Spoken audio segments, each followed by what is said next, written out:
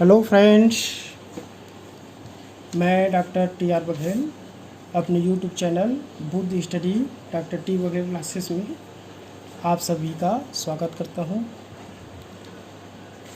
हम लोग आज पढ़ रहे हैं प्राचीन भारतीय इतिहास में मध्य पाषाण काल, मेसोलिथिक एज। मित्रों, यह बुद्ध स्टडी क्लासेस आप सभी के लिए बहुत ही यूज़फुल क्लासेस है। यह एनसीईआरटी किताब को फॉलो करते हुए दिल्ली हिंदी माध्यम कार्यान्वयन निदेशालय यूजीसी जेआरएफ नेट सिलेबस और यूजीसी अप्रूव्ड बुक्स जैसे इग्नू की नोट्स और हिंदी माध्यम कार्यान्वयन निदेशालय नई दिल्ली से यूपीएससी पीएससी बेस्ड बहुत ही महत्वपूर्ण किताबों का कलेक्शन है। मैं आप लोगों को पूरी तरह आश्वस्त कर देना चाहता हूं कि आप मेरे साथ बने रहें और अच्छी किताबों का कलेक्शन आपको मिलता रहेगा। ऐसा मेरा विश्वास है कि यह आप लोगों के लिए आपके उद्देश्यों को प्राप्त करने में निश्चित रूप से सहायक होगा। इसलिए मित्रों, इस चैनल को सब्सक्राइब कीजिए, बेल आइकन को प्रेस कीजिए और अच्छा लगे तो उन्हें लाइक कीजिए और अपने दोस्तों के साथ अधिक से अधिक इसे शेयर कीजिए ताकि यह मेरा निःशुल्क कोचिंग क्लासेस का उद्देश्य सफल हो सके। तो चलो मित्रों, हम लोग आज पढ़ रहे हैं मध्य पाषाण काल। इनका काल अवधि है कार्बन 14 विधि से 12,000 ईसा पूर्व से 2,000 ईसा पूर्व तक, 12,000 बीसी से 2,000 बीसी तक इनका समय है मध्य पाषाण काल का, मेसोलिथिक एज का।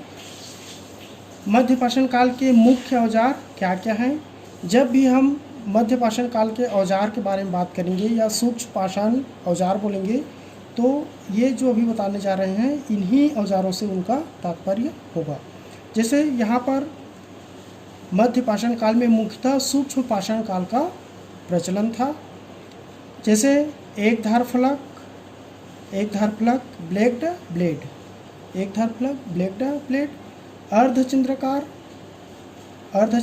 फलक जैसे हसिया, त्रिकोणाकार जैसे बागोर से प्राप्त हुए 3 बाणाग्र यानी कि तीर के कोण, 3 बाणाग्र तीर के कोण, त्रिभुजाकार है, त्रिकोणाकार है, त्रिकोणाकार है, यह तीर के कोण के समान है, जो कि राजस्थान के बागोर से मिला है, जो कि ऐसा माना गया है कि यह मध्य पाषाण कालीन संस्कृति हड़प्पा काल और ताम्र पाषाण काल तक अस्तित्व में था, जो कि यह 3 बाख्र मिला है।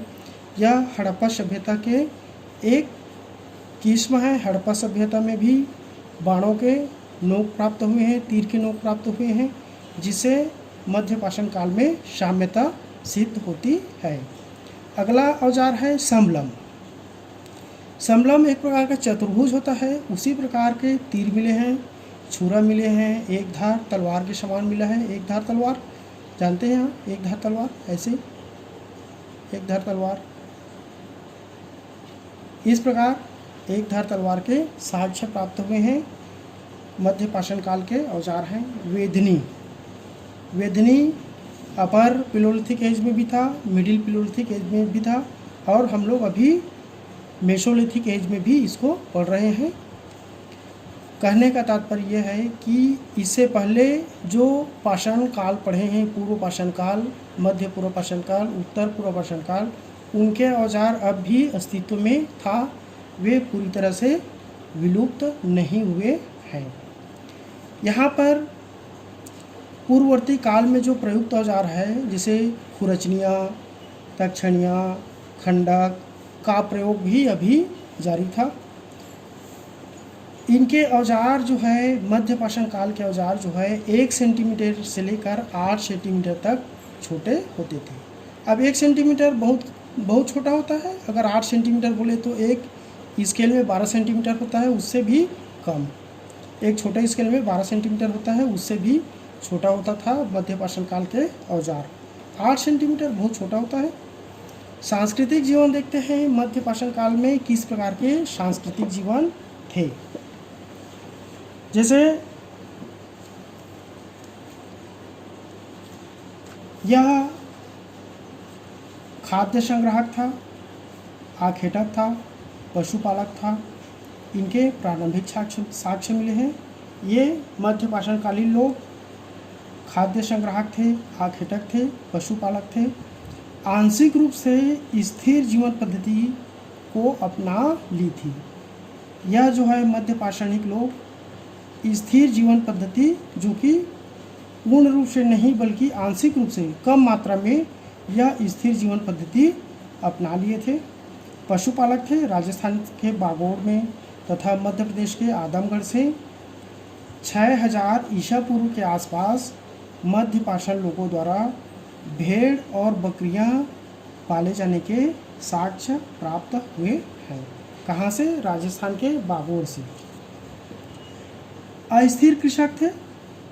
मध्य पाषाण कालीन लोग अस्थिर कृषक थे।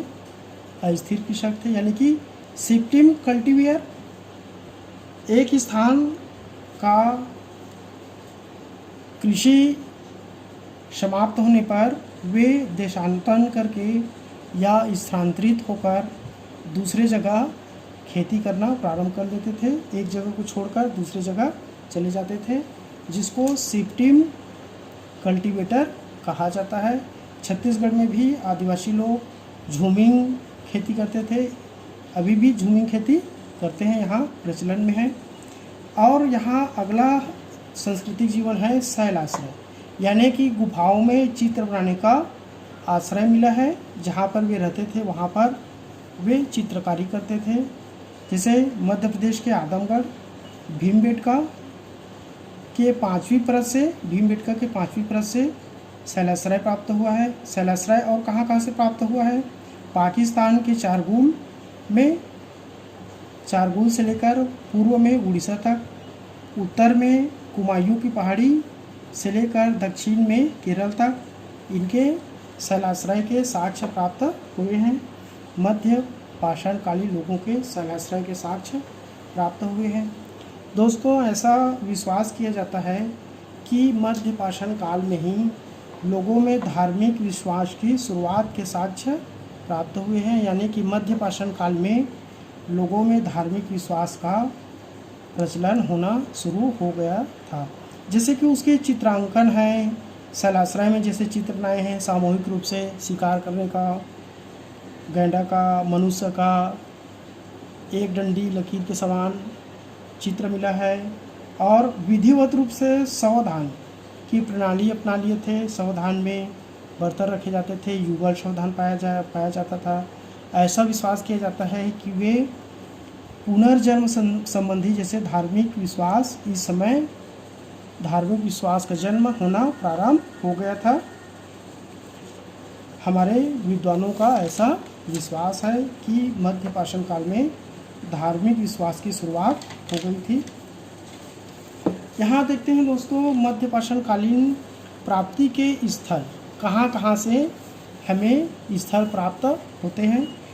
प्राप्ति के स्थल है गुजरात से प्राप्त हुआ है, राजस्थान से, उत्तर प्रदेश से, मध्य प्रदेश से, उड़ीसा से, केरल से, कर्नाटक से, आंध्र प्रदेश से मध्य पाषाण कालीन औजारों के, उनकी सांस्कृतिक जीवन के साक्ष्य प्राप्त हुए हैं।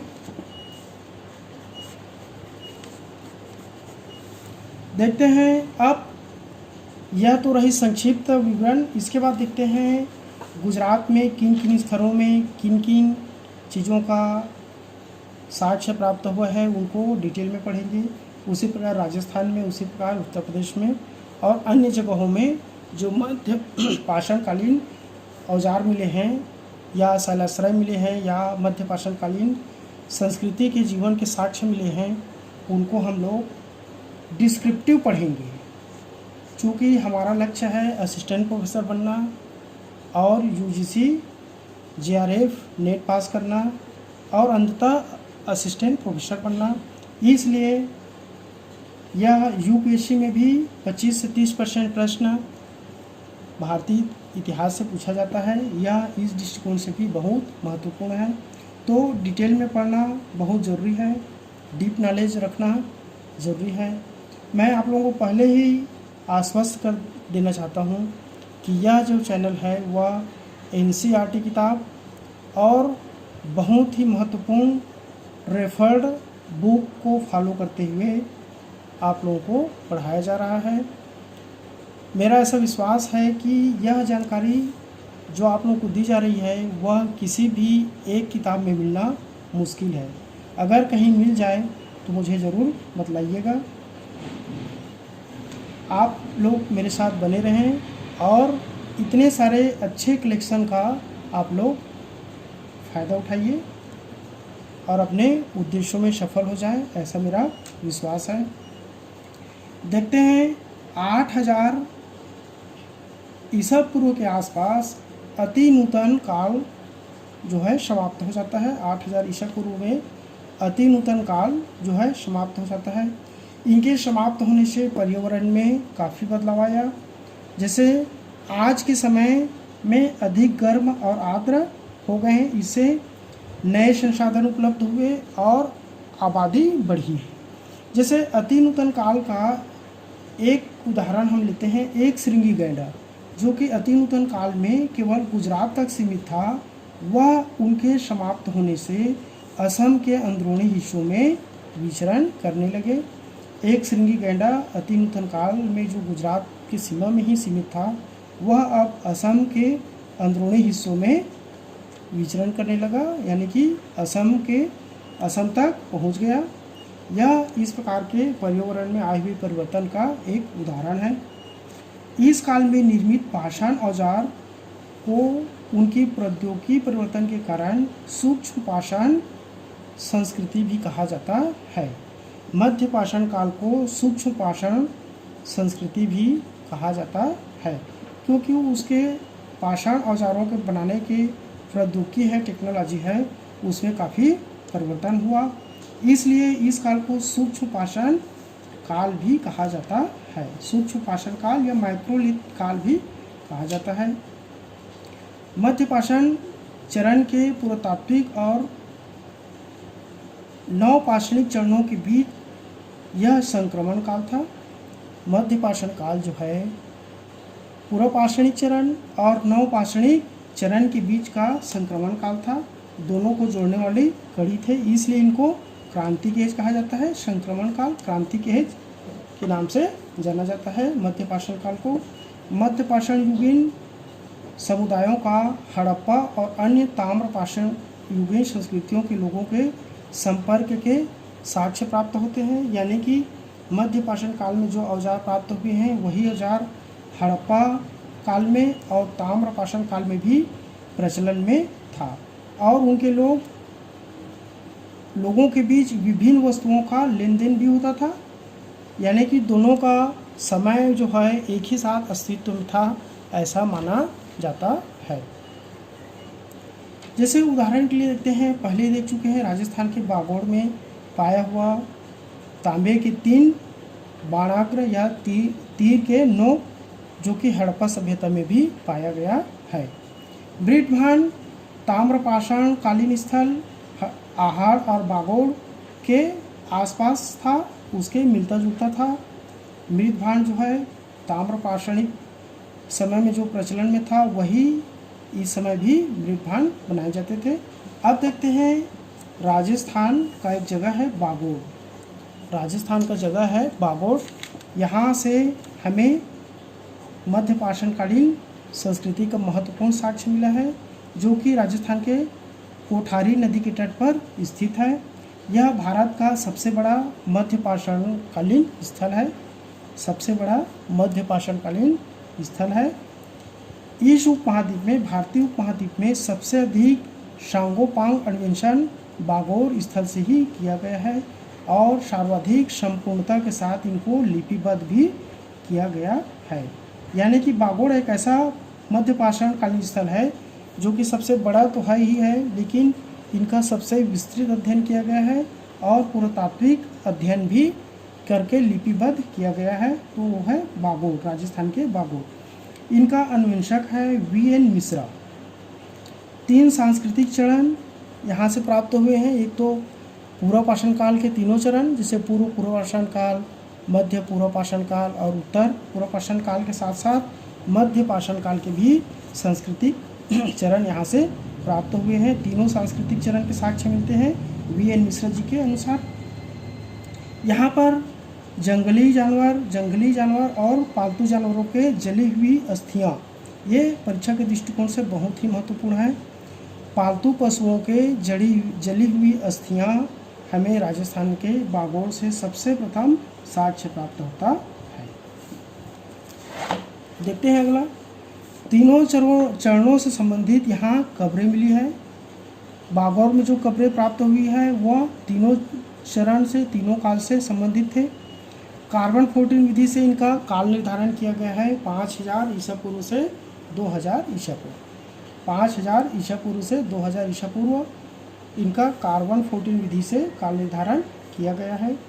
यहाँ पर झोपड़ियाँ मिली है, साथ ही साथ खरंजेदार फर्शें मिली है। झोपड़ियाँ और खरंजे के साक्ष्य मिलते हैं। दूसरा देखते हैं मित्रों, गुजरात में ताप्ती नदी, मादी नदी और साबरमती नदियों के घाटियों में कुछ स्थल प्राप्त हुए हैं, जैसे अखज, बलसाड़, हीरपुर और सबसे महत्वपूर्ण है लखनज। लखनज जो है गुजरात में है। यह पुरातात्विक दृष्टिकोण से और हमारे परीक्षा के दृष्टिकोण से भी लखनज जो है बहुत ही महत्वपूर्ण है। देखते हैं लखनज का संकलन करता है, उत्खनन करता है एच.डी. सांकलिया। इनका उत्खनन करता है एच.डी. सांकलिया। अब लखनज की क्या क्या विशेषताएं हैं? यह शुष्क क्षेत्र में उद्घाटित प्रथम स्थल है जिसे मध्य पाषाणकालीन संस्कृति के विकास के क्रम का पता चलता है। सूक्ष्म क्षेत्र में उद्घाटित यह प्रथम स्थल है जिससे मध्य पाषाणकालीन संस्कृति के विकास के क्रम का पता चलता है। लखनज में तीनों सांस्कृतिक चरण भी देखने को मिलता है, बागोर में भी देखने को मिलता है और लखनज में भी देखने को मिलता है। इनके प्रथम चरण में सूक्ष्म पाषाण औजार प्लस कपड़े और प्लस हड्डियों के अवशेष, पशुओं के हड्डियाँ भी यहाँ से मिला है। प्रथम चरण में लखनज के प्रथम चरण में सूक्ष्म पाषाण काल औजारें, बहुत सारी कब्रें और पशुओं के हड्डियाँ प्राप्त हुए हैं। सूक्ष्म पाषाण काल का मतलब है फलक, एक धार फलक, त्रिकोणाकार जैसे तीर के नोक, तीर के फलक, अर्धचंद्राकार जैसे हंसियाँ, खुरचनियाँ, स्क्रैपर्स और तक्षणियाँ।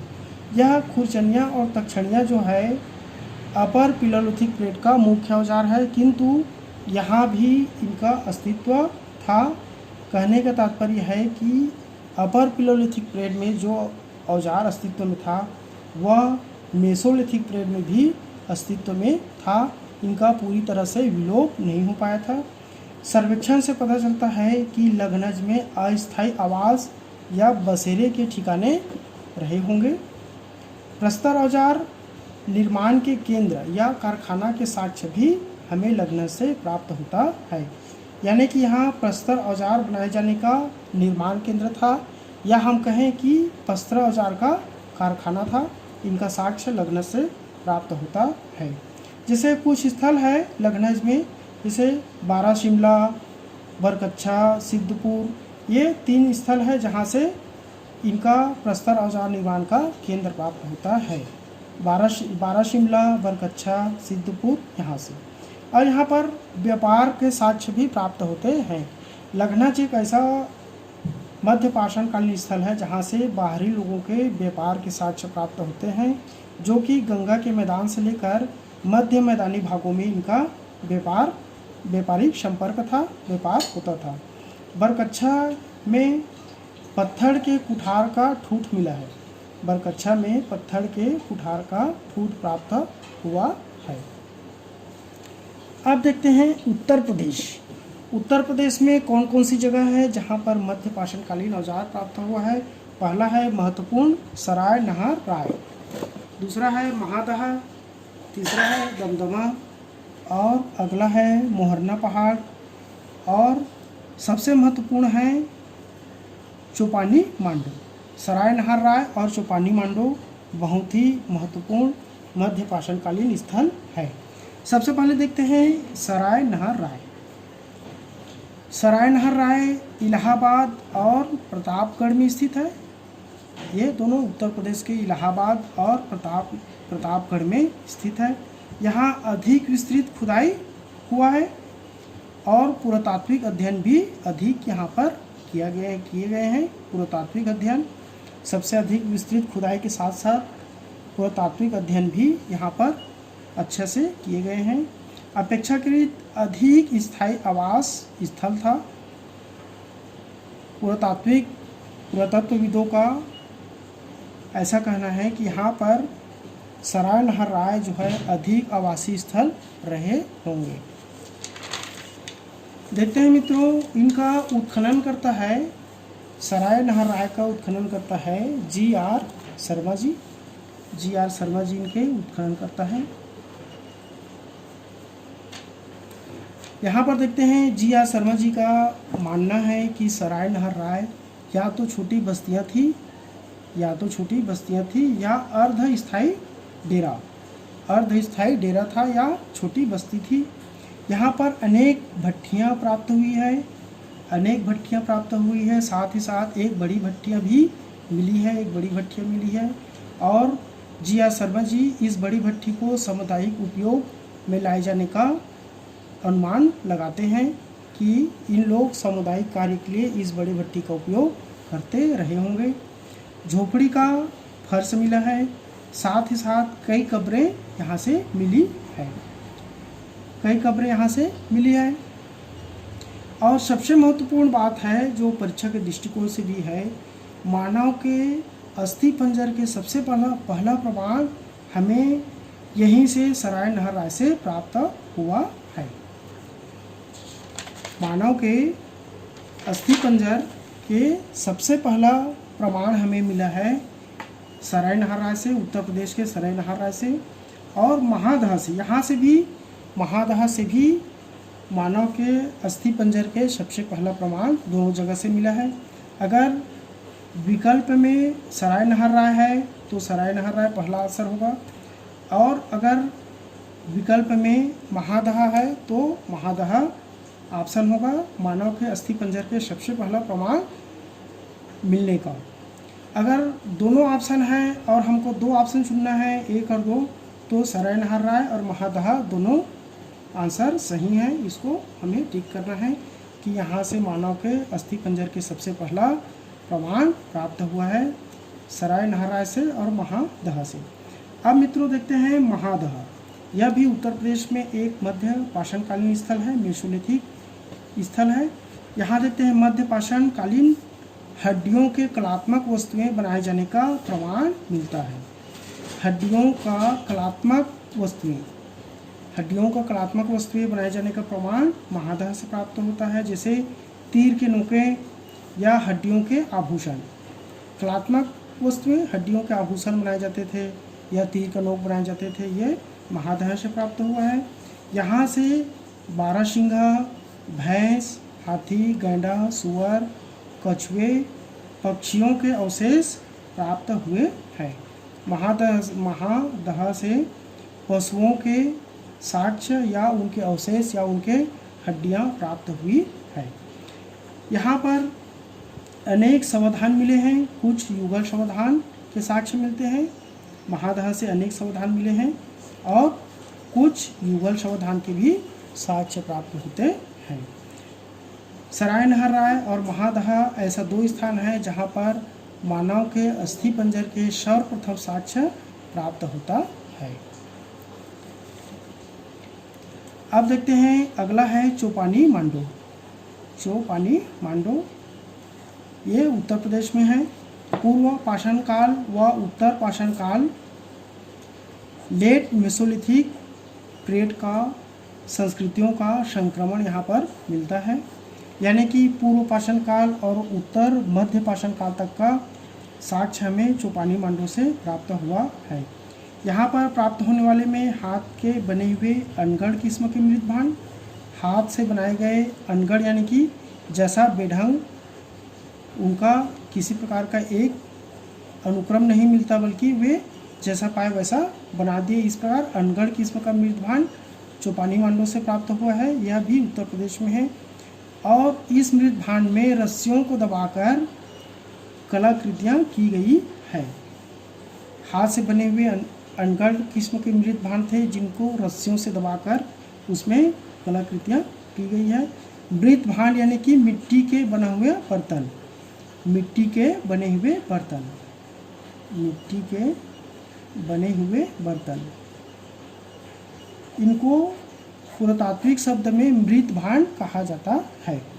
झोपड़ी के गोल फर्श, देखिए यहाँ पर अभी तक गोल फर्श का साक्ष्य नहीं मिला है, लेकिन चौपानी मांडू में गोल फर्श के साक्ष्य प्राप्त हुए हैं। गोल फर्श, झोपड़ी के गोल फर्श मिले हैं। सरकंडे मिले हैं। बांस के निशान वाले पिंड, बांस के निशान वाले पिंड भी यहाँ से चौपानी मांडू से मिला है, जैसे हथौड़ा, निहाई पत्थर, छिलाई पत्थर, छिद्रयुक्त गोल पत्थर यहाँ से प्राप्त हुआ है, चौपानी मांडू से प्राप्त हुआ है। अब देखते हैं मोहरना पहाड़। मोहरना पहाड़ चित्रों से युक्त शैलाश्रय मिला है। मोहरना पहाड़ यह भी उत्तर प्रदेश में है और यहाँ से चित्रों से युक्त शैलाश्रय प्राप्त हुआ है। चित्रों से युक्त शैलाश्रय प्राप्त हुआ है मोहरना पहाड़ से। यहाँ पर दो प्रकार के रथ मिले हैं, एक तो 4 घोड़े वाले चित्रांकन करने वाले शैलाश्रय मिले हैं, जिस पर 4 घोड़े उस रथ को खींच रहे हैं, ऐसा शैलाश्रय मिला है।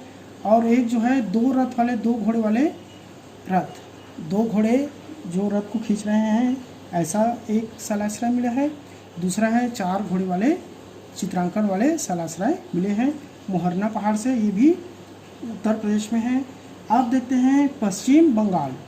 पश्चिम बंगाल में वीरभानपुर जो कि दामोदर नदी के तट पर स्थित है। वीरभानपुर दामोदर नदी के तट पर है। यहाँ से अनेक गड्ढे या भूछिद्र मिले हैं। यह भी परीक्षा में अनेकों बार पूछा गया है कि भूछिद्र कहाँ से मिला है। यह पश्चिम बंगाल के वीरभानपुर से मिला है, जो कि दामोदर नदी के तट पर स्थित है।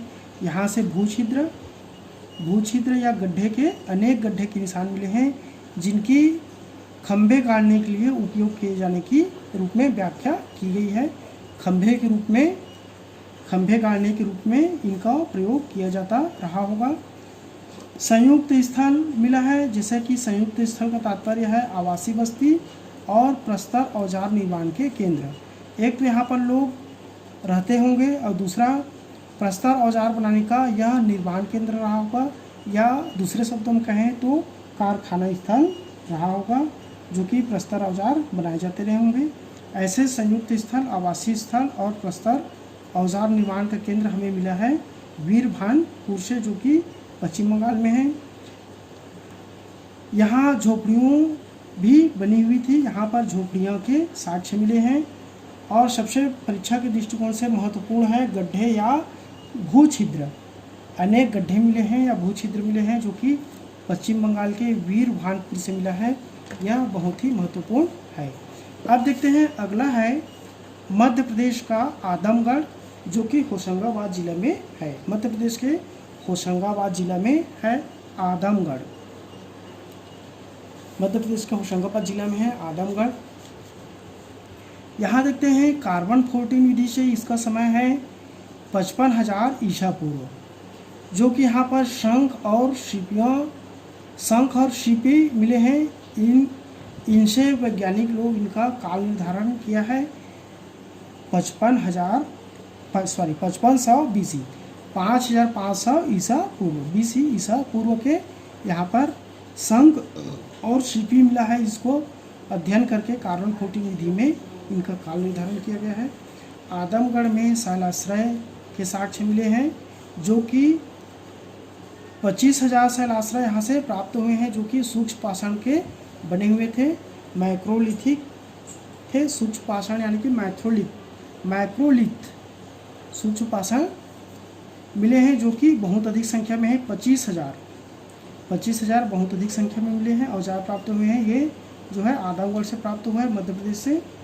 और इन सूक्ष्म पाषाण औजारों में है सबसे पहले गदे का टूटा हुआ अग्रभाग, आदमगढ़ से प्राप्त हुआ है गदे का टूटा हुआ अग्रभाग। दूसरा है गोल छल्ले पत्थर। और अगला है पालतू पशुओं जैसे कुत्ते, भैंस, बकरी, भेड़, सुअर, सांभर, बारहसिंगे, धब्बेदार हिरन, खरगोश, शाही गो आदि के अस्थियां यहाँ से मिला है मध्य प्रदेश के आदमगढ़ से। एक धार युक्त फलक मिले हैं, जो कि मध्य पाषाण युग का औजार का प्रमुख विशेषता है, एक धार फलक मध्य प्रदेश में ही मिला है। अगले स्थान है पंचमढ़ी, जो कि जम्मू द्वीप और डोरथी द्वीप। पंचमढ़ी में 2 स्थल है, जम्मू द्वीप और डोरथी द्वीप, यहाँ से भी शैलाश्रय मिला है। यहाँ गैर मृदभान सूक्ष्म पाषाण के बाद मृदभान चरण के पाषाण के साक्ष्य प्राप्त होते हैं। पहले गैर मृदभान सूक्ष्म पाषाण मिला है, उसके बाद क्रमागत रूप से मृदभान चरण के पाषाण भी यहाँ से प्राप्त हुआ है। पंचमढ़ी के जम्मू द्वीप और डोरथी द्वीप से मिला है, जो कि मध्य प्रदेश में है। भीमबेटका की तीसरी परत से मृदभान विहीन सूक्ष्म पाषाण के उद्योग का पता चला है। तीसरे चरण से यहाँ पर देखते हैं, तीसरे चरण से भीमबेटका के तीसरे परत से मृदभान विहीन, यहाँ पर मृदभान नहीं पाया गया है, मृदभान विहीन सूक्ष्म पाषाण उद्योग का पता चला है। जबकि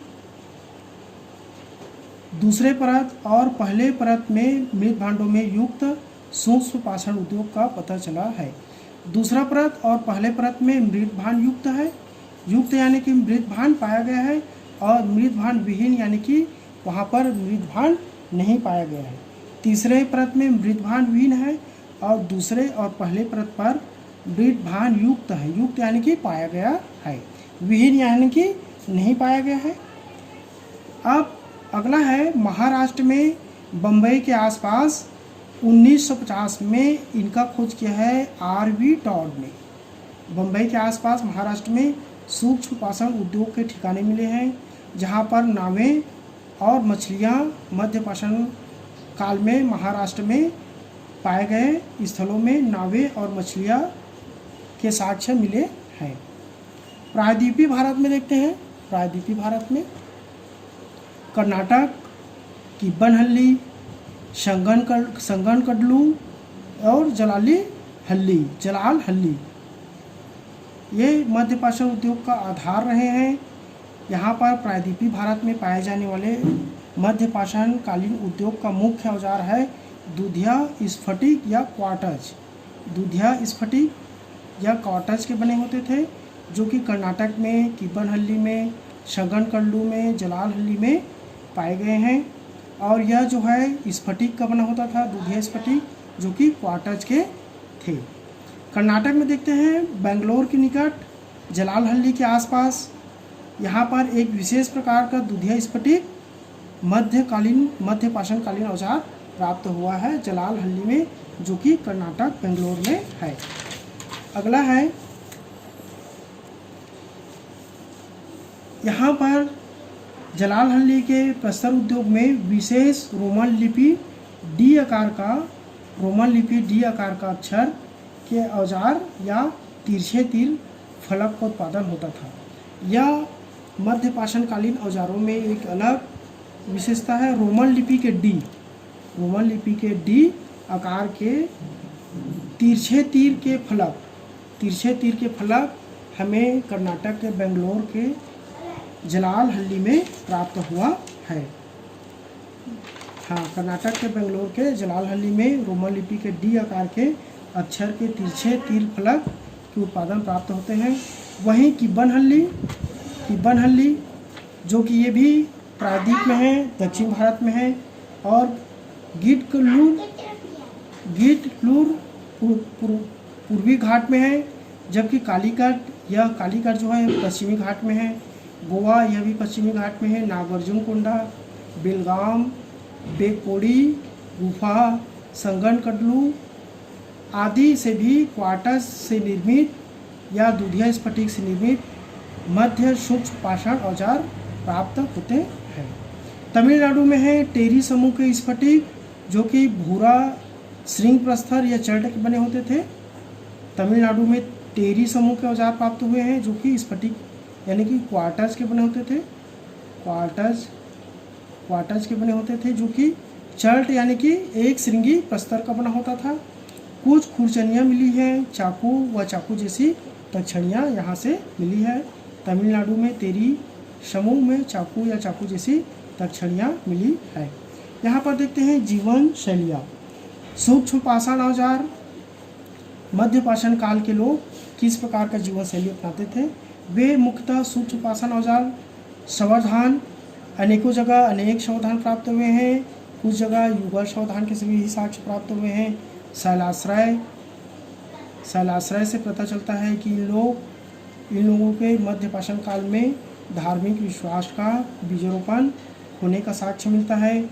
झोपड़ी मिला है, छिद्रयुक्त गड्ढे मिले हैं, पशुपालन के साक्ष्य मिला है, बहुत सारे पशु अस्थियाँ मिली है और मानव के अस्थि के साक्ष्य भी मिले हैं। सराय नहराय और महादहा से मानव अस्थि के सर्वप्रथम साक्ष्य मिले हैं। इस प्रकार इनका मध्य पाषाणकालीन समय का संस्कृति का जीवन शैलियाँ रही है।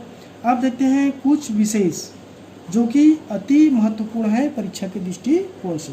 पहला है, इसको याद रखना है, मध्य पाषाण काल में प्रयुक्त होने वाले उपकरण बहुत छोटे होते थे। यह पहला विशेषता है। मध्य पाषाण काल में प्रयुक्त होने वाले औजार बहुत छोटे होते थे। इसीलिए इसको माइक्रोलिथ या सूक्ष्म पाषाण काल भी कहा जाता है। माइक्रोलिथ संस्कृति या माइक्रोलिथ काल भी कहा जाता है। दूसरा है, मध्य प्रदेश में आदमगढ़ और राजस्थान में बागोर, हम लोगों ने पढ़े हैं, वहाँ से पशुपालन का प्राचीनतम साक्ष्य मिला है। मध्य प्रदेश के आदमगढ़ और राजस्थान के बागोर से पशुपालन का प्राचीनतम साक्ष्य, यह परीक्षा में अनेकों बार पूछा जाता है, बहुत ही महत्वपूर्ण है, इम्पॉर्टेंट है, ये IMP है। पशुपालन का प्राचीनतम साक्ष्य कहाँ से मिला है? मध्य प्रदेश के आदमगढ़ से और राजस्थान के बागोर से। इसी काल में देखते हैं, मानव के अस्थि पंजर या शारीरिक प्रारूपों का सबसे पहला अवशेष मिला है, वह प्रतापपुर उत्तर प्रदेश के सराय नहर राय में और दूसरा है महादहा नामक स्थान से प्राप्त हुआ है। और एक और महत्वपूर्ण है, वह है पश्चिम बंगाल का वीरभानपुर, जहाँ से अनेक गड्ढे व भूछिद्र मिले हैं। यह भी बहुत ही महत्वपूर्ण है। तो इस प्रकार मित्रों, आज का यह सफ़र यहीं पर समाप्त होता है, इस विश्वास के साथ कि यह कारवां आगे भी चलता रहेगा। अगर मित्रों यह चैनल आपको अच्छा लगा हो तो please Buddha study doctor T Baghel classes को आप लोग सब्सक्राइब कीजिए, बेल आइकन को प्रेस कीजिए और अच्छा लगे तो इन्हें लाइक कीजिए, जिससे हमें मोटिवेशनल पावर मिलेगा। और अपने दोस्तों के साथ अधिक से अधिक शेयर कीजिए, ताकि यह मेरा निःशुल्क कोचिंग का उद्देश्य सफल हो सके और ज़रूरतमंद लोगों तक पहुंच सके और मैं अपने उद्देश्य में सफल हो सकूं। साथ ही साथ आप लोग भी मेरे साथ बने रहिए। बहुत ही महत्वपूर्ण किताबों का संग्रह है, जो आप लोगों को पढ़ने को अवसर मिलेगा, पढ़ने को। इसमें चूँकि NCERT के किताबों को फॉलो करते हुए बहुत ही महत्वपूर्ण किताबों का कलेक्शन है। मेरा ऐसा विश्वास है कि किसी भी एक किताब में इतनी सारी जानकारी आपको कहीं भी नहीं मिलेगी। अगर आप लोग देख लीजिए, आपके पास जो बुक है उनसे देख लीजिए, मिला लीजिए, जो इस चैनल में बतलाया गया जानकारी किसी भी एक किताब में मिल रही हो तो मुझे भी बतलाएंगे। मैं इसलिए कह रहा हूँ दोस्तों कि आप लोग इस चैनल को सब्सक्राइब कर आप निश्चिंत हो जाएं कि आपके पास अच्छी किताब नहीं है, यह कमी दूर हो जाएगी। आप मेरे साथ बने रहें और इस प्रकार की अच्छी वीडियो आपको मिलता रहेगा जो कि आपके लक्ष्य को प्राप्त करने में, असिस्टेंट प्रोफेसर बनने में या यूजीसी जेआरएफ नेट परीक्षा पास करने में या यूपीएससी या पीएससी के द्वारा होने वाले विभिन्न राज्यों के असिस्टेंट प्रोफेसर में आपको सफल होने के लिए यह मददगार साबित होगा, ऐसा मेरा दृढ़ विश्वास है। तो मित्रों, आप लोग मेरे चैनल को सब्सक्राइब कीजिए, बेल आइकन को प्रेस कीजिए और अधिक से अधिक शेयर कीजिए और आप अधिक से अधिक किताब पढ़ते रहें। इनके बाद आप लोग ऑब्जेक्टिव भी हल करते रहें।